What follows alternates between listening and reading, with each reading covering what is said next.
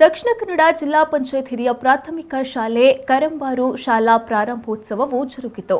Kenjar airport ದ್ವಾರದಿಂದ Karambaru ಶಾಲಾ ಮೈದಾನದವರೆಗೆ band ವಾದ್ಯದೊಂದಿಗೆ ಮೆರವಣಿಗೆಯೊಂದಿಗೆ ಸಾಗಿ ಕರಂಬಾರು ಶಾಲಾ ಮೈದಾನದಲ್ಲಿ ಶಿಕ್ಷಕರು ವಿದ್ಯಾರ್ಥಿಗಳಿಗೆ ಪುಷ್ಪಾರ್ಚನೆ ಮಾಡಿ ಭವ್ಯವಾಗಿ ಸ್ವಾಗತಿಸಲಾಯಿತು.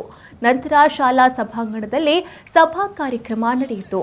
ಹಳೆ ವಿದ್ಯಾರ್ಥಿ ಸಂಘದಿಂದ ಶಾಲಾ ವಿದ್ಯಾರ್ಥಿಗಳಿಗೆ 1 ಲಕ್ಷ ರೂಪಾಯಿ ಮೌಲ್ಯದ ಸಮವಸ್ತ್ರ ಮತ್ತು 2 ಲಕ್ಷ ರೂಪಾಯಿ ಮೌಲ್ಯದ ಪಠ್ಯಪುಸ್ತಕವನ್ನು ವಿತರಿಸಲಾಯಿತು. ಅಧ್ಯಕ್ಷತೆಯನ್ನ ಎಸ್ಡಿಎಂಸಿ ಅಧ್ಯಕ್ಷರಾದ ರಾಘವೇಂದ್ರ ಎಸ್ ಅವರು ವಹಿಸಿದ್ರು.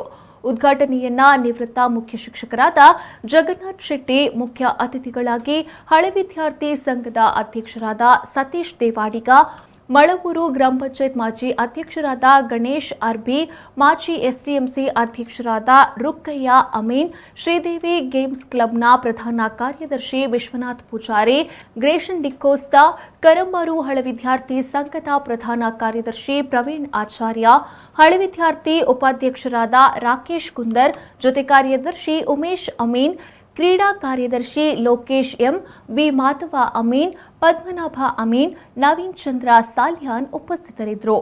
ಗೀತಾ ಎಸ್ ಕಾರ್ಯಕ್ರಮವನ್ನು ನಿರೂಪಿಸಿದ್ರು. ಶಾಲಾ ಮುಖ್ಯ ಶಿಕ್ಷಕಿ ಉಷಾ ಕಿರಣ್ ಅವರು ಸ್ವಾಗತಿಸಿದ್ರು.